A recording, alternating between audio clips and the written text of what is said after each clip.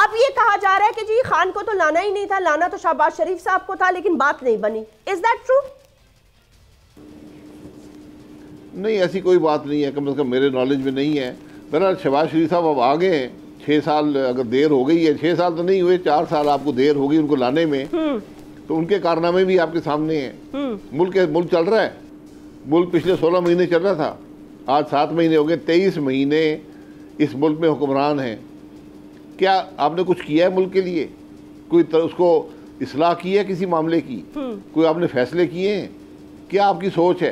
आज आप क्या कर रहे हैं मुल्क के लिए? ये बुनियादी बातें हैं जिसके जवाब आज इस मुल्क के अवाम मांगते हैं।